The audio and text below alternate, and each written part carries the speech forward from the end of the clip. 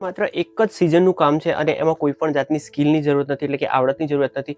Extra ભણતર વધારે હોવું પણ જરૂરી નથી. આપણે કંઈ પણ કરવાનું નથી અને છતાં પણ તમે બિલકુલ સ્ટેપેબલ આવક કરી શકવાના છો અને એના માધ્યમથી તમારા જીવનના જે પણ સપનાઓ છે, જે પૈસાને લગતા છે, એ ઓલરેડી તમે પૂરા કરી શકવાના છો.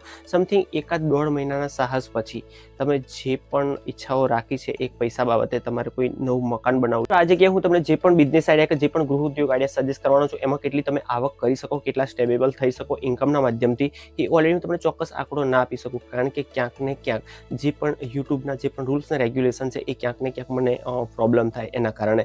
તો આ જે પણ ગૃહ ઉદ્યોગ છે, સ્ટેપ બાય સ્ટેપ ફોલો કરો છો તો એક વ્યવસ્થિત ઇન્કમ તમે ચોક્કસથી કરી શકો, અને એ પણ એક પાર્ટ ટાઈમ કે જેમાં તમારો કોઈ પણ જાતનો એક્સ્ટ્રા ટાઈમ રોકવાનો નથી અને એક ચોક્કસ પ્રકારની તમે આવક લઈ શકો. તમે મિત્રો ફરીથી એકવાર નવા એપિસોડમાં આપણું ઘણું બધું હાર્દિક સ્વાગત કરું છું. અને આજના એપિસોડમાં હું તમને જે પણ ગૃહ ઉદ્યોગ આઈડિયા સજેસ્ટ કરવાનું છે, ઓલરેડી તમે જો ગામડામાંથી મને જુઓ છો તો તમારા માટે આ ઓલરેડી પ્રોફિટ વાળો બિઝનેસ આઈડિયા કે ગૃહ ઉદ્યોગ આઈડિયા કહી શકું, કારણ કે ઓલરેડી તમે જો શહેરમાંથી જુઓ છો તો તમારા માટે થોડો ઘણો કદાચ ટફ આઈડિયા છે, કારણ કે ઓલરેડી મેં જે પણ ગામડાને ધ્યાનમાં રાખીને આજનો જે પણ બિઝનેસ આઈડિયા છે ઓલરેડી સજેસ્ટ કર્યો છે. આગલા એપિસોડમાં ક્યાંક ને ક્યાંક આની ડિટેલ આપેલી હતી, પણ જે તે કારણોસર આજે આ ફરીથી નવો એપિસોડ મારે બનાવવો પડી રહ્યો. જે પણ ગૃહ ઉદ્યોગ આઈડિયા કે બિઝનેસ આઈડિયા છે એમાં ક્યાંક ને ક્યાંક જોખમ પણ થોડા ઘણા રહેલા છે અને એની સામે પ્રોફિટ પણ એટલું બધું છે.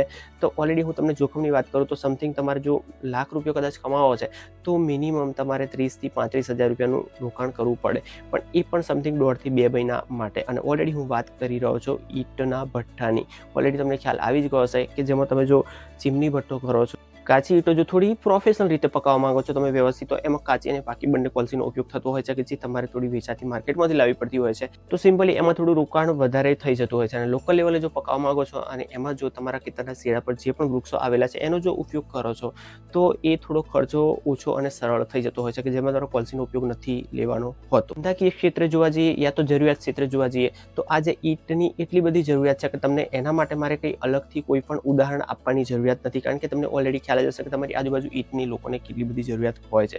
કોઈ પણ સિઝન હોય, પકવવાની સિઝન માત્ર શિયાળો છે અને બાકીના 12 માસ એની ડિમાન્ડ રહેતી હોય છે. અને ભાવ પણ તમને ઓલરેડી ખ્યાલ જ હશે કે જે સમથિંગ ટ્રેક્ટરમાં 2,000 જો ભરીને કોઈ ટ્રેક્ટર આવતું હોય છે તો એનો ભાવ તમારા એરિયા પ્રમાણે હોઈ શકે. અમારી આ બાજુ તો 10,000 12,000 રૂપિયા ચાલે છે, તો સમથિંગ એક ઈંટના 5 રૂપિયા ફરતા હોય છે. તો એ જ જો કાચી તમે પાકી કરો છો ત્યાં સુધીની પ્રોસેસ જે પણ થાય છે ને એમાં જે પણ ખર્ચો થાય છે એ સમથિંગ ₹2.5 આજુબાજુ થતો હોય છે. તો આમ જોવા જઈએ તો સિમ્પલી આપણને એક ઈંટ પાછળ મિનિમમ ₹2 તો માર્જિન હોય જ છે. તો હવે તમે વિચારો કે તમારે જો ₹1,00,000 કમાવા છે તો મિનિમમ જો 50,000 ઈંટો જો તમે કરાવડાવો છો તો તમને ₹1,00,000 આરામથી મળી જતા હોય છે. અને એના માટે ઓલરેડી આપણે કશું કરવાનું હોતું નથી, પણ મર્યાદિત જે પણ રોકાણ હોય છે એ રોકાણ કરવું પડતું હોય છે. અને બાકીના જે પણ કારીગરો હોય છે ઈંટ તૈયાર કરીને આપણને આપી દેતા હોય છે. હા, સમથિંગ 30-45 દિવસનો જે પણ ગાળો હોય છે એમાં થોડીક અગવડ આપણને પડતી હોય છે, કે જેમાં જોખમની વાત કરું તો ઓલરેડી કદાચ વરસાદની સંભાવના હોય ત્યારે આપણે પ્લાસ્ટિક હોવું જરૂરિયાત ભરેલું હોય છે. અને જો કદાચ 45 દિવસમાં આ પ્રોબ્લેમ નથી થતો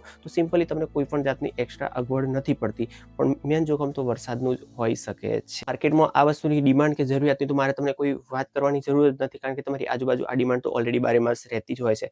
હવે વાત કરી રહી કે સિમ્પલી આ તમે 2-3 રીતે કઈ રીતના કરી શકો. એક તો ઓલરેડી તમે જો ગામડામાં રહો છો તો તમારી આજુબાજુ જે પણ પડતલ જમીન હોય છે કે જ્યાં આગળ કોઈ ખેડાણ કે વાવેતર નથી થતું, કે જે ટેકરાળ વિસ્તાર હોય છે કે જેમાં કોઈ પણ પ્રકારનું વાવેતર થઈ શકે એવી સંભાવનાઓ બહુ ઓછી હોય છે, ખાડા ટેકરાવાળી હોય છે. તો એ કોઈને સમથળ કરાવવું હોય તો એ ઓલરેડી સમથળ કરાવતી વખતે જે પણ માટી નીકળતી હોય છે એમાં તમે આ વસ્તુ જે પણ ઈંટ પાડનાર કારીગર હોય એને બતાવી અને એ માટી જો ઉપયોગમાં આવે એવી હોય તો એનો ઉપયોગ કરીને તમે ઈંટો કરાવડાવી શકો.